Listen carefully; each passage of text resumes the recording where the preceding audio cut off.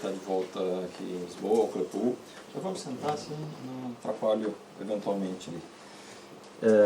E falando mais uma vez nesse espaço dos seminários à hora do almoço, embora o de hoje tenha um caráter um pouco diferente, porque não é mais informal, porque é mesmo para a apresentação e para o lançamento do livro oficialmente aqui em Lisboa, que é uma das casas do livro também, na medida em que a professora Isabel foi a minha parceira na organização desses trabalhos.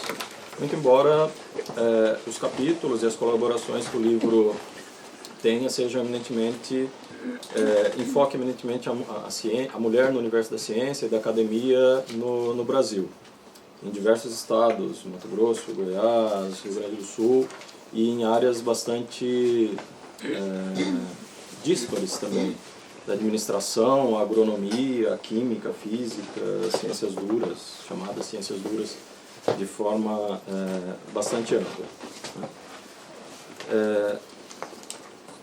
Como a professora Isabel disse, nós tivemos um contratempo com o livro. Hoje nós gostaríamos de apresentar, mostrar, vender também os livros que cabiam aqui ao Clepu, a professora Isabel.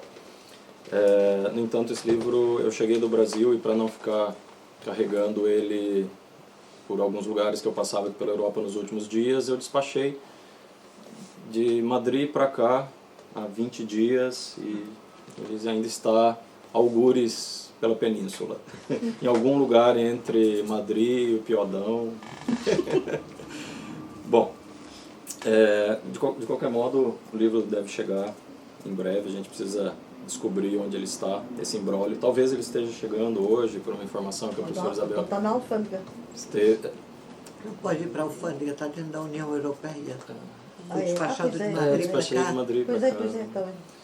Mas, ele saiu, supostamente, a última mensagem que temos é que saiu às 8h15 de Lisboa e que chegaria ao destino no lugar correto, à hora esperada. Portanto, não sei o que é que entendem por isso, mas havemos de... Mas é que ele já chegou a Lisboa 3 dias depois que eu postei em Madrid, mas diz que é rechaçado aqui na entrega. Enfim, não vem ao caso, em breve o livro estará aí no Clepu para quem desejar. Eu acho que, como essa não é uma conferência, é interessante a gente... Você tinha colocado aqui? Sim, ok. Para entender um pouquinho essa diversidade, dá uma olhada no índice.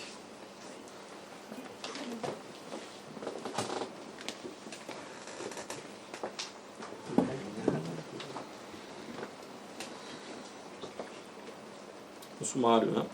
Nós fizemos essa divisão em 6 partes, essa separação em 6 partes, mais ou menos tentando dar uma organicidade a coisas muito diferentes, né? Então a primeira parte, tratando especificamente da questão da mulher no âmbito da docência, da ciência, mas da ciência e docência no Brasil, porque é algo que não acontece tão separadamente.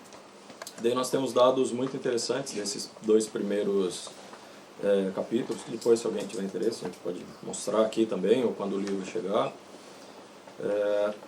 que mostra o quanto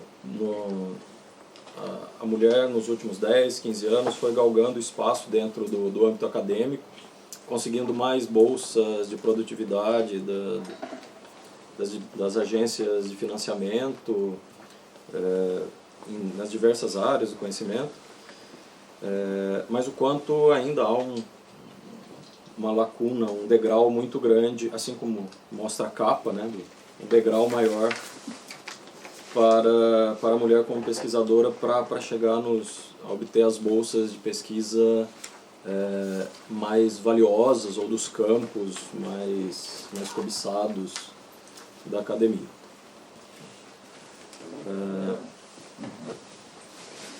Não deixa de ser curioso também que nesta área começa a ser um universo comum à maior parte dos países, apesar de Portugal ser considerado um país exemplar até em determinadas situações no que diz respeito às mulheres e à ciência, mas neste ponto aqui continua a sofrer as mesmas contingências, isto é, na base o número de presenças femininas na docência e com estas bolsas é grosso modo,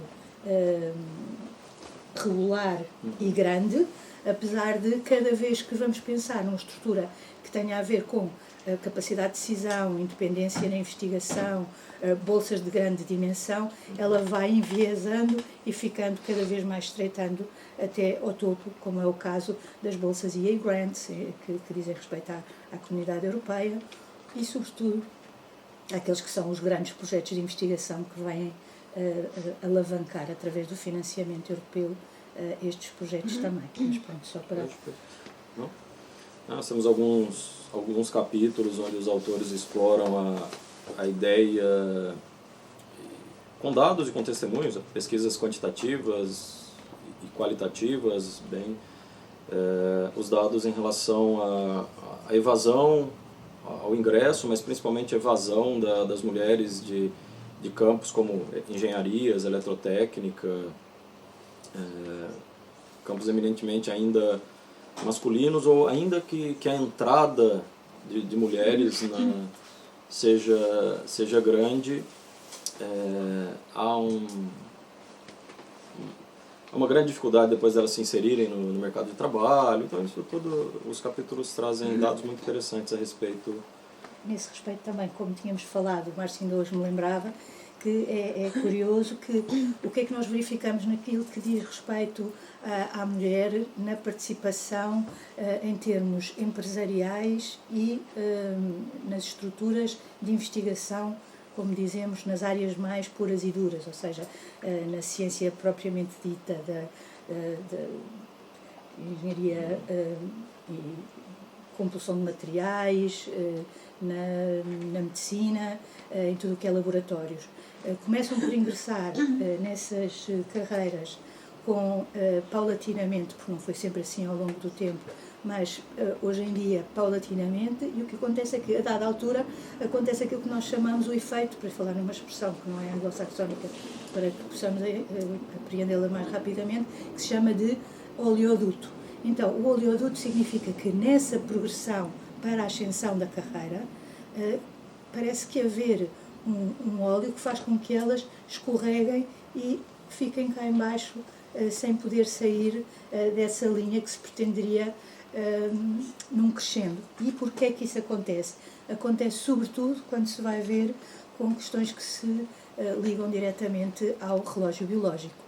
E, portanto, apesar das mulheres conseguirem acompanhar naquilo que é o percurso académico e científico até à idade adulta, portanto, acabando um curso nos seus anos, nos 20, e depois prosseguir para estudos mais avançados, de modo a poderem ingressar nessas carreiras, chega àquela faixa entre os 30 e os 40, em que a sua carreira vai naquilo que diríamos uma velocidade de cruzeiro, e acompanhando a dos seus pares masculinos, há depois uma saída. Basta haver uma saída.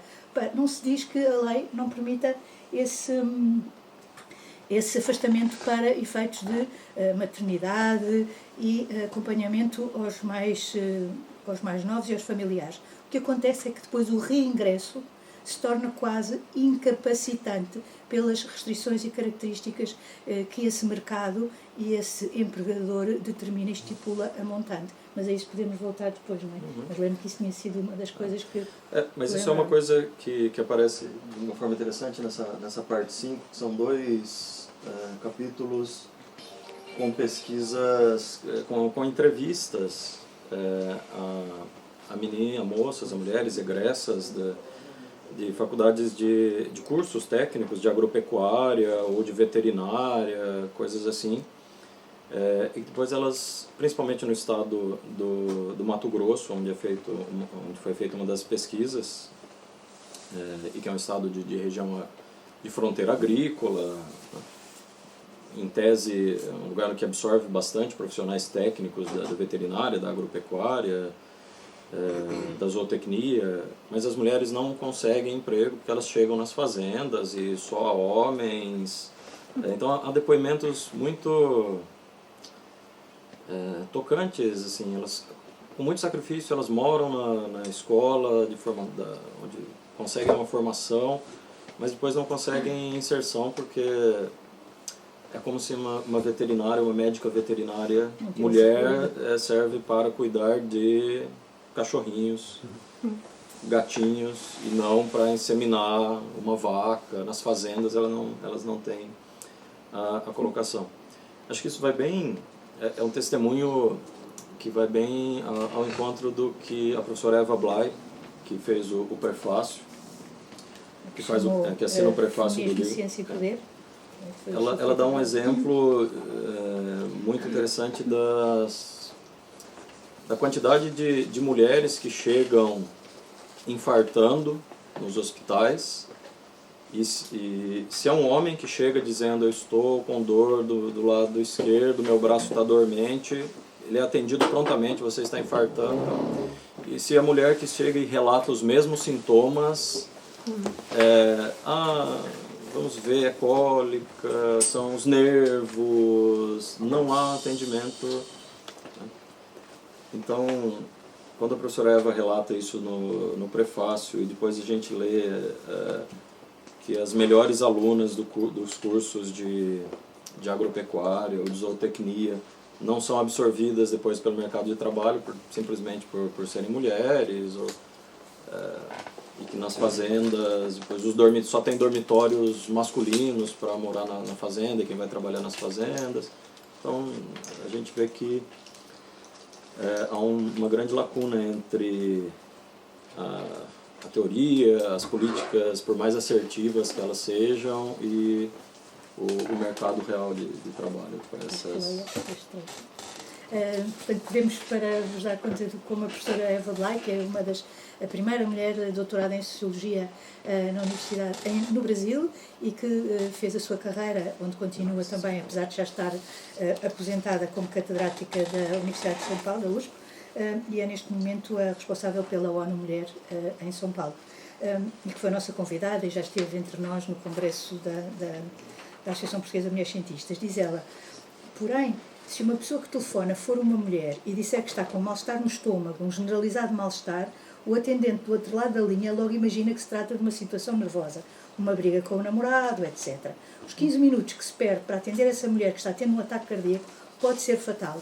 Quando contei esta situação no evento universitário e perguntei ao auditório como se deve interpretar os sintomas de uma mulher que pede ajuda médica, fez silêncio, seguido de várias sugestões. Ela está nervosa, tem problemas digestivos, brigou com o namorado. Após o término da palestra, uma das pessoas presentes relatou-me que justamente o caso ocorrera com uma parente que ela mesma levaram ao hospital e que por 2 dias essa paciente ficou internada até morrer. Só tardiamente perceberam que estava tendo um infarto. E este caso é tanto mais documentado quanto já há especialistas, como a Londa Schoenberg, que nos Estados Unidos tem feito, e eu falo pela Mariana porque a cita frequentemente nos trabalhos que cruzamos, e que mostra que há uma abordagem que deve ser feita mesmo em termos de cardiologia, com o que diz respeito à mulher e ao homem. Isso não significa que num momento inicial e para atendimento possam ocorrer situações destas que são dramaticamente contra quaisquer elementares de direitos humanos. Portanto, nós sabemos que começámos um pouco mais tardiamente, mas ainda assim, para quem tiver disponibilidade, podíamos continuar a dar um pequeno relato da situação quão positiva é em Portugal na entrada de mulheres e meninas nas áreas científicas, mas ainda também porque é que esta situação em Portugal, sendo favorecida pelas leis e por algumas das disposições que foram tidas no Ministério da Educação, não se conseguem ainda manter naquilo que diz respeito a determinadas áreas científicas. Continua a haver uma estereotipia de género, pelo que áreas como a biologia são preferidas, e como a medicina, e preteridas em relação àquilo que é a permanência das mulheres nos cargos de liderança. Portanto, tanto se reflete que o número de entradas das meninas e das mulheres quando ingressam para perseguir os seus estudos e depois para as especializações, que são quase sempre ligadas ao cuidar. E isto justifica em grande medida todo o esforço que tem vindo a ser empreendido com publicações como aquelas que falávamos, que a professora Isabela Afonso nos veio trazer, portanto, destas figuras que começam a ser mais visíveis para um universo infantil-juvenil e que não eram há muitos anos atrás. Relatamos também o projeto Women Impact Science, em que a Mariana Soler está na coordenação e que estamos a desenvolver com o apoio do CLERPUL, como digo, e das nossas instâncias, ligando as várias áreas científicas. Prova-se que esta imagem que passa ou não passa nos espaços de divulgação científica, em espaços museológicos, como por exemplo o Ciência Viva, que são alguns dos que vamos prescrutar mais atentamente, como é que essa simples passagem despercebida do que é a figura de uma cientista pode depois influir nas visitas que as escolas fazem nestes grandes espaços, com a imagem que podem ter para elas próprias se projetarem num devir, porque qualquer um de nós, homens e mulheres, rapazes e raparigas, passámos por uma fase em que idealizávamos a nossa própria profissão, ou seja, isso é natural, mas sendo natural, ele informa de forma negativa quando a diversidade não se espelha.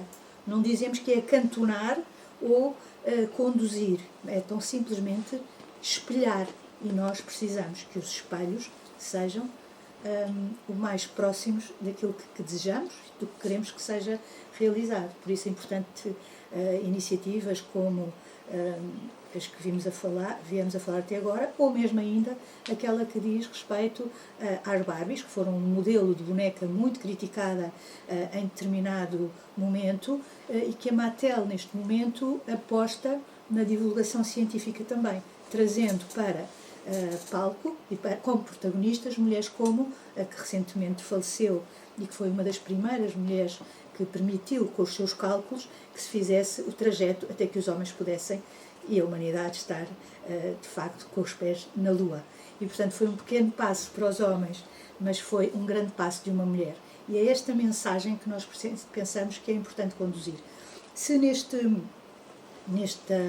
livro conseguimos reunir casos e testemunhos que dizem respeito basicamente ao Hemisfério Sul, pretendemos a breve trecho poder dar conta daquilo que se passa cá. Resulta claro que uma viagem para Florianópolis, quem esteja em Portugal para um efeito de congresso, nem sempre é a forma mais igualitária para que todos podemos participar deste meio. Por isso, com certeza que havemos de pensar num take two para Portugal. Então, creio que era o que nós tínhamos para vos dizer hoje e sobretudo criar este espaço de diálogo que nos permita levar mais longe esta causa. Não quero mais, porque vai com grande Agora atraso. estamos abertos a questões que possam querer colocar e com pena não temos o livro para exibir, mas também...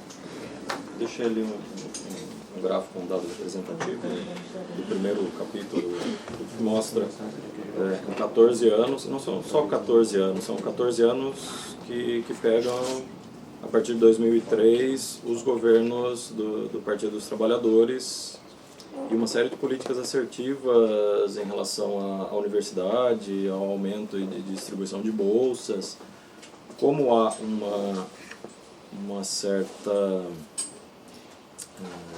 evolução, mas uma evolução pequena, né, da presença da mulher, que é a parte mais escura das colunas. Em 2001, as bolsistas de iniciação científica, mulheres, são 55% em relação a 45% dos homens. Em 2015, a iniciação científica, 59% a 41%. Mas à medida que as bolsas vão chegando nas bolsas mais cobiçadas, que é a bolsa de produtividade em pesquisa, pós-doutorado, doutorado, né, o número de mulheres diminui, né, 32 a 68 em 2001, e um pequeno crescimento apenas nesses 14 anos, né, 36 a 64, apesar de todas as políticas que a gente imagina que nesse tempo fariam com que o espaço da mulher na academia fosse aberto. Mas na verdade, a pesquisadora que está na iniciação científica é alguém que está entrando na faculdade com 17, 18, 20 anos. Agora, a época de doutorado, pós-doutorado, produtividade em pesquisa é uma época em que a mulher está na sua maturidade e relógio com biológico todos os condicionantes, o que Simone de Beauvoir chamou de que as mulheres são não a vítima da espécie, a presa. Presa. Mas é interessante também notar, porque assim, esses dados são dados de bolsa. E não é se tem os dados da entrada. Então, as mulheres, e isso é interessante, assim, as mulheres entram no doutorado. Só que para concorrer a uma bolsa, ela tem que ter um currículo com publicações e que daí sim a gente tem esse corte, porque não é também só uma questão de não chegar na formação, porque a gente tem nível de formação. Mas daí vou concorrer a uma bolsa, então eu preciso ter um número de publicações que não é feito necessariamente, que a turma que sabe, nas 8 horas de trabalho, porque você tem que fazer em casa. Então tem esse detalhe que é um pouquinho mais perverso, assim, para além da idade, que é a vida familiar, é a maternidade. Por isso a importância das políticas públicas que, conscientes deste facto, de que não é só o ser permitido à mulher estar, mas é criar condições para que esse estar seja pleno. Quando nós sabemos que os indicadores... Termina. Quando sabemos que os indicadores do apoio, que é chamado como... Mas eu até apoio a minha mulher em casa, quando se fala, e pessoas que são universos familiares. Nós lembramos que os estudos de família foram feitos já há muitos anos, que vêm sendo feitos também, nomeadamente no ICS, por professoras que estudam, além da professora Lígia Amâncio, queria-me lembrar, estou a ganhar tempo e não consigo, mas já vou lá. Para dizer que exatamente é quase como que fosse um apoio, mas para haver um apoio tem que haver uma base. Então essa base, com essas horas, são as horas invisíveis de trabalho que invariavelmente recaem sobre, mesmo não sendo só a mãe, muitas vezes com avós que, tendo a sua profissão, têm que ir ao alcance para apoiar os seus mais próximos. Portanto, acaba por ser um ónus muito sobre a mulher. E ainda não se descobriu outra forma da humanidade se continuar sem ser desta forma. Eu ia só dizer que estavas a falar em políticas públicas e queria te perguntar, por exemplo, cá em Portugal estão a tentar aumentar, por exemplo, a licença de paternidade. E que isso já supostamente diminui um bocadinho porque havia aquele peso, a mulher quando vai ter um filho fica 5 meses fora do... Mas se essa licença for dividida entre o pai e a mãe, o pai também começa a ser olhado de lado como a mãe, porque vai ficar sem trabalhar muito tempo.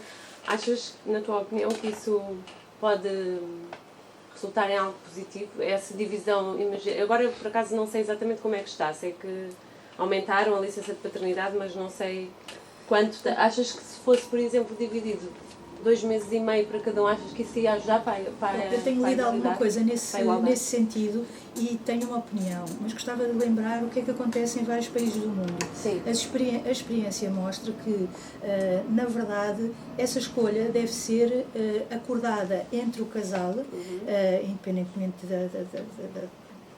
da forma que tenha essa dupla, e o que se nota é que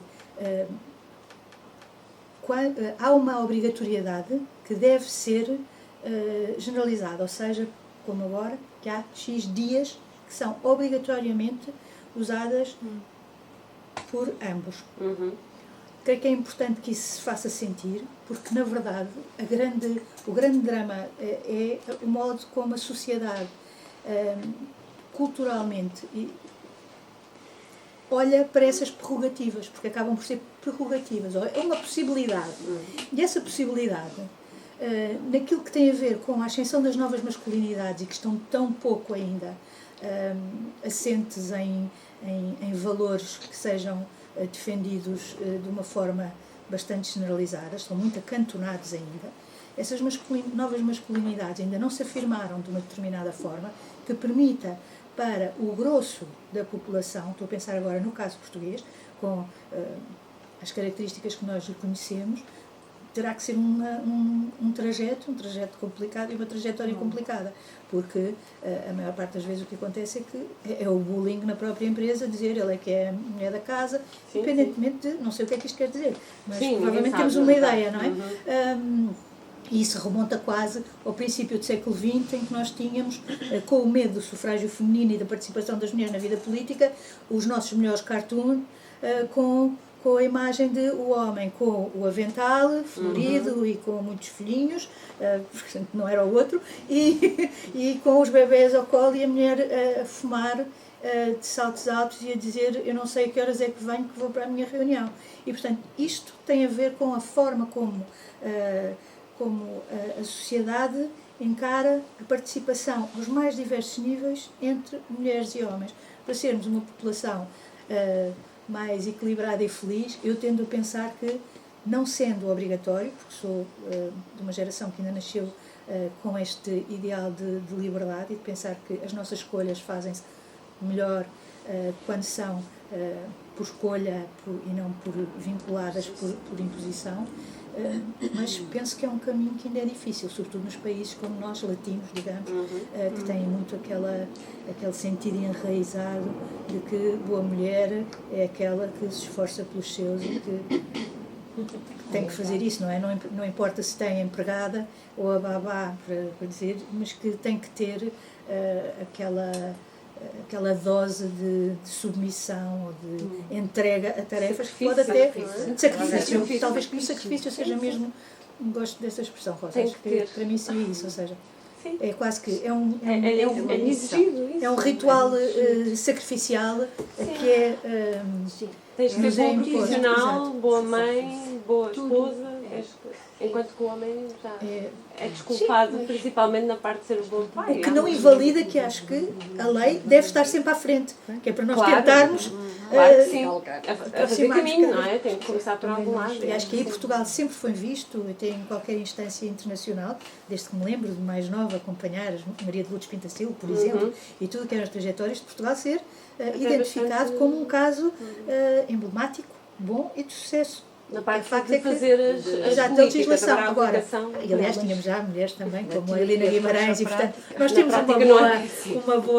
uma boa pleia de figuras femininas que foram a vida delas, a entrega e o exemplo. A Maria de Lourdes foi vítima por ser mulher, não é? E por não estar casada também, porque depois é preciso seguir tudo, quer dizer, é toda aquela tabela, checklist, não é? Desculpem a expressão, não é? Mas de dizer isto está, quando falha ali um qualquer, pronto, já tem erro.